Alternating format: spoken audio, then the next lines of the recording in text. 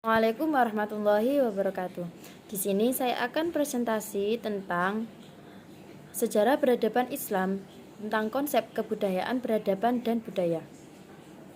Mempelajari sejarah peradaban Islam dan dalam konteks konsep kebudayaan, peradaban, dan budaya secara kritis dan objektif memiliki banyak manfaat yang penting. Ini membantu kita memahami dampak besar yang dalam peradaban Islam telah berikan pada dunia, serta menganalisis aspek-aspek budaya dan peradaban dengan pemahaman yang mendalam. Berikut adalah beberapa manfaatnya. 1. Pemahaman yang lebih mendalam. Mempelajari sejarah peradaban Islam membantu kita memahami perkembangan budaya, peradaban, dan konsep kebudayaan dalam konteks waktu dan geografi yang berbeda. Ini memungkinkan kita untuk mendapatkan wawasan yang lebih dalam tentang asal-usul dan evolusi budaya Islam. Jadi, di sini kita mempelajari peradaban Islam, itu kita bisa mengetahui tentang kebudayaan, peradaban, dan konsep kebudayaan Islam dari masa ke masa dan asal-usulnya. Yang kedua, toleransi dan pluralisme. Sejarah Islam mencakup berbagai budaya dan peradaban yang berbeda di seluruh dunia, dari Spanyol hingga Tiongkok. Mempelajarinya dengan kritis dan objektif dapat mengilhami penghargaan terhadap keragaman budaya dan pandangan dunia, serta mempromosikan toleransi antar budaya. Dari kita mempelajari peradaban Islam, kita bisa mengilhami suatu penghargaan dalam konteks dalam toleransi antar budaya sesama antar budaya di dunia. Nomor 3, pelajaran dari kesuksesan dan kegagalan.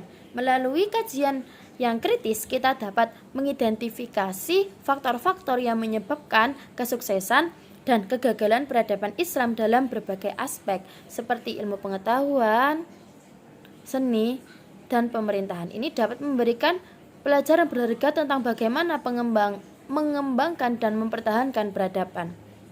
Pada masa dulu, pada masa penyebaran Islam di Indonesia, wali-wali termasuk yang sekarang disebut Wali Songo dulu pernah menyebarkan agama Islam dengan cara seni. Nah, dari situ kita bisa melihat dari berbagai aspek yang berada pada peradaban Islam, bagaimana caranya kita mengembangkan dan mempertahankan peradaban Islam. Nomor 4, pengaruh pada peradaban global. Islam memiliki dampak yang signifikan pada peradaban dunia, terutama pada perkembangan ilmu pengetahuan, matematika, dan filosofi selama zaman kejayaan Islam di abad pertengahan. Mempelajari kontribusi ini dapat memberikan pemahaman yang lebih baik tentang peran Islam dalam peradaban global. Dengan kita memahaminya ilmu pengetahuan, matematika, dan filosofi, kita bisa membantu peradaban Islam di masa global ini. Nomor 5, menghindari stereotip dan prasangka.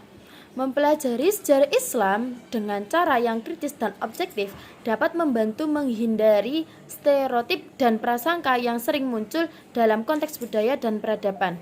Ini mempromosikan dialog yang lebih baik antara budaya-budaya yang berbeda. Yang keenam, konteks dalam masalah kontemporer.